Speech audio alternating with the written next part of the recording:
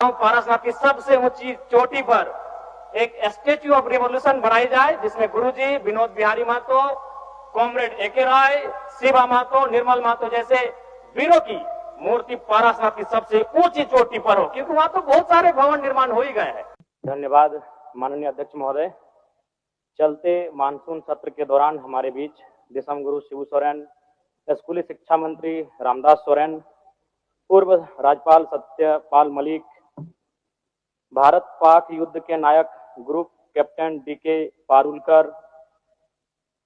प्रभात खबर तथा हिंदुस्तान के संपादक रहे पत्रकार हरिनारायण सिंह जी जैसे कई प्रसिद्ध जाने माने लोगों का निधन हुआ, उन्हें मैं श्रद्धांजलि अर्पित करता हूं।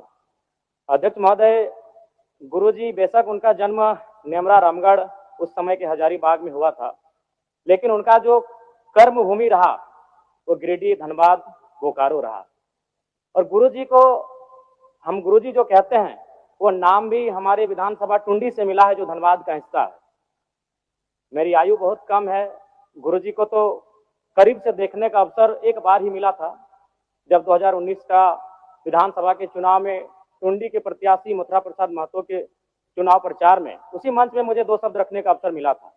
लेकिन उनके किस्से, उनकी कहानियों को सुनकर मैं पला बढ़ा हूं, क्योंकि मेरे पिताजी भी झारखंड आंदोलन के शहीद हैं, आंदोलनकारी रहे हैं।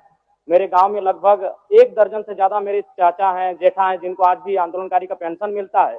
तो उनसे मैं लगातार गुरुजी, विनोद बिहारी महतो, कॉमरेड एके राय की कहानियों को सुना हूं।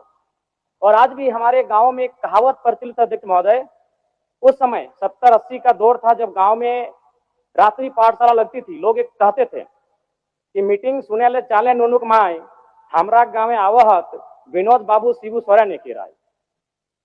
और आज जिस झारखंड मुक्ति मोर्चा, जिसका प्रचंड आज पूरे भारत में है, राज्य की सबसे बड़ी राजनीतिक दल है, उसका जो पृष्ठभूमि बनने का रहा है अध्यक्ष महोदय, वह गुरु जी के नेतृत्व के सोनेत संथाल समाज और विनोद बिहारी महतो के नेतृत्व के शिवाजी समाज का विलय ही झारखंड मुक्ति मोर्चा के निर्माण की कहानी को बताता है।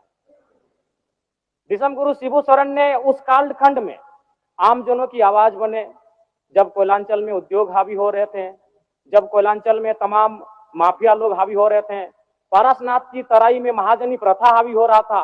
आज भी पारसनाथ के तराई में कई किस्से मौजूद हैं अध्यक्ष महोदय, जब उन्होंने अपनी बेटी के विवाह के लिए, अपने पिताजी के श्राद्ध के लिए किसी महाजन से 1 रुपया कर्ज लिया था, लेकिन 20 वर्षों के बाद भी वो 1 रुपया कायम था और वो सूद नहीं दे पा रहे थे। बहुत प्रकार की इस प्रकार की व्यवस्थाएं उस समय प्रचलित थी समाज में। उनके खिलाफ गुरुजी ने